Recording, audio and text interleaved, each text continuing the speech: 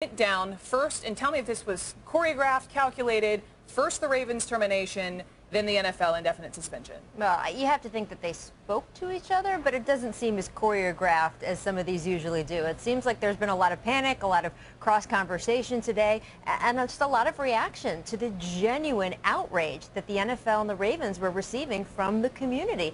And they should, frankly. And this is outrage that has been building over the course of many months. It was outrage that, frankly, existed months ago. How do you think when we saw the original video of him dragging her out of the elevator unconscious, how do you think she got that way? And sort of the subtext through all of that over these months has been, hey, maybe she did something to him first. The truth is, it doesn't matter.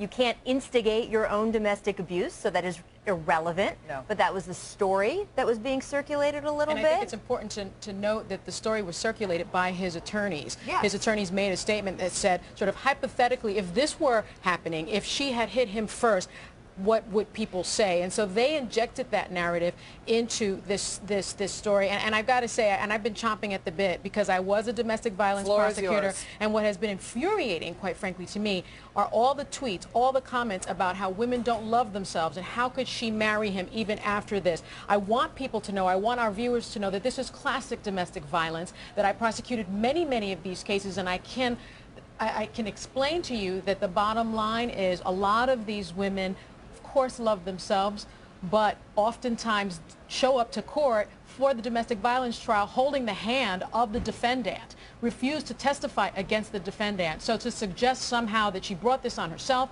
or to suggest somehow, some way that this is her fault, I think is a narrative that we really need to stay away from, especially when you don't understand the roots and really the psychological damage and physical damage that occurs with domestic violence cases. I'm so glad you bring that up because it is so part of this entire story, not just the sports angle, but also the domestic violence angle, having prosecuted some of those cases. I want to loop back to that point, but Coy Wire, former NFL player, we've talked many times on TV, but, you know, listen, you are outraged. I have seen your tweet. So you, sir, are saying indefinite suspension on behalf of the league is not enough.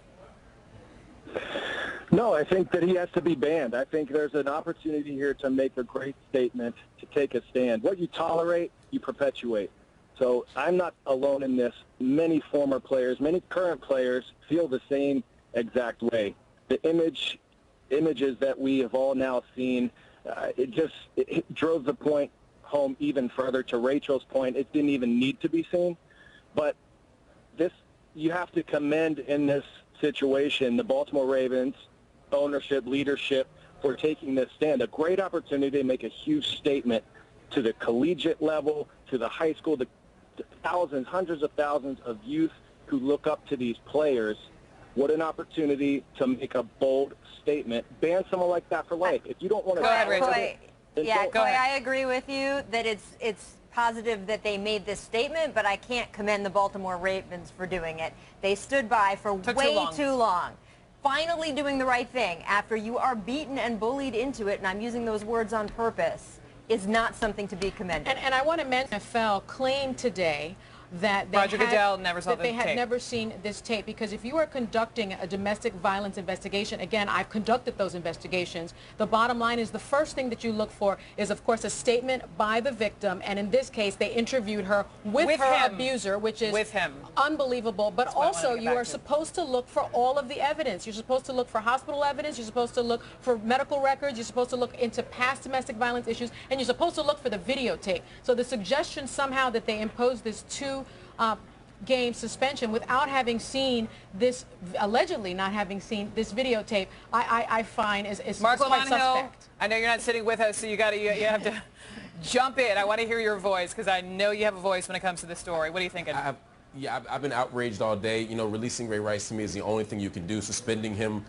for, just as much time as possible is the only thing you can do. I don't buy the NFL's story that they hadn't seen the tape. I do not buy the story. I can't imagine that they made a deterbination without having seen the tape. If they did, it's irresponsible. There's no way to explain it. It's reprehensible. It's reprehensible. Can't you buy that? Though, given all the other things they did or didn't do, I totally buy that they didn't see the tape because they fell down on the job in so many other ways. They interviewed her with him present.